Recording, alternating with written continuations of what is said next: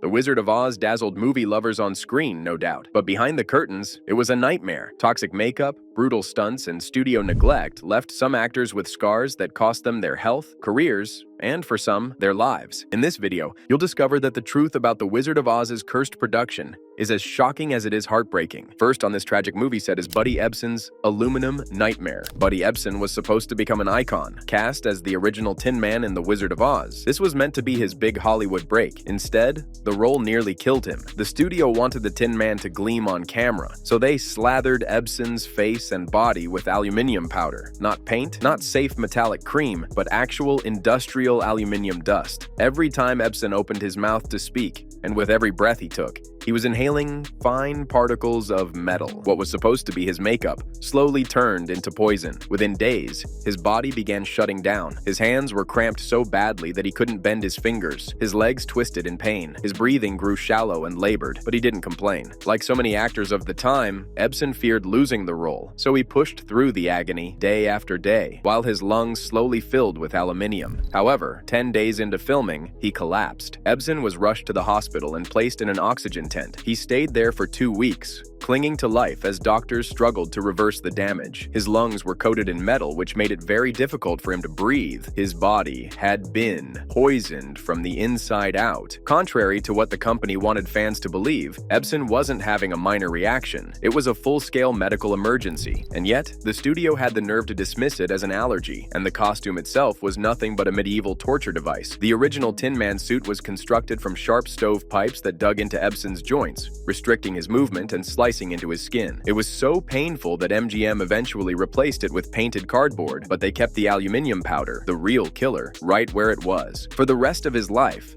Buddy Ebsen carried the price of Oz in his lungs. He lived with chronic respiratory problems that never fully healed. His daughter later revealed that makeup artists had been instructed to reapply the aluminium powder multiple times a day, especially under the blistering heat of the studio lights, which melted the product off his skin. Every fresh layer meant another dose of metal in his lungs. Ebsen kept quiet as long as he could. The fear of losing his Hollywood dream loomed larger than the pain, but eventually, his body decided for him. He broke, and while The Wizard of Oz became a Technicolor triumph, the man who was meant to shine brightest was left in the shadows, damaged, discarded, and nearly dead. But unfortunately, Ebsen wasn't the only one who paid the price of Oz with his life. His co-star, Ray Bolger, had a similar fate. Ray Bolger brought the Scarecrow to life with charm, energy, and that iconic limber dance. But behind that lovable performance was a level of suffering that left permanent marks on both his body and his future. What the world saw was a carefree figure skipping down the yellow brick road, but what Bolger endured to bring that character to life was anything but joyful. His costume, though simple in appearance, was an instrument of torture. Made from coarse burlap, it constantly scratched and irritated his skin, turning every movement into a raw, uncomfortable ordeal. But that was only the beginning. The real damage came from the latex rubber mask he was forced to wear for nearly every scene. Glued tightly to his face to ensure it wouldn't shift under the hot studio lights, the mask had to be ripped off at the end of each shooting day. It wasn't a gentle process. Every removal felt like tearing off a layer of skin. By the time filming ended, the repeated trauma had taken its toll. Bolger was left with permanent waffle-patterned scars around his mouth and chin, etched into his skin like a grotesque reminder of the price he paid for a role that delighted millions. These scars never fully faded. They followed him long after the cameras stopped rolling, a visible daily reminder that the magic of Oz had come at a horrifying cost. And yet, the torment didn't stop there. For scenes where the Wicked Witch sets the Scarecrow on fire, the studio took a safety shortcut that would prove far more dangerous than the flames themselves. They lined his costume with asbestos, yes, actual asbestos, to make it fire-resistant. No one was thinking about the long-term consequences of wrapping an actor in one of the deadliest carcinogens known to man. Years later, he would be diagnosed with bladder cancer. Although no official medical link confirmed asbestos as the cause, the shadow of that possibility hung heavy over his story. It's hard to ignore the irony. In trying to protect him from one hazard, the studio may have exposed him to something far worse, something that would linger silently in his body for decades before finally making its presence known. But even his sufferings seemed minor compared to the sufferings of his co-star, who played the Wicked Witch of the West, Margaret Hamilton.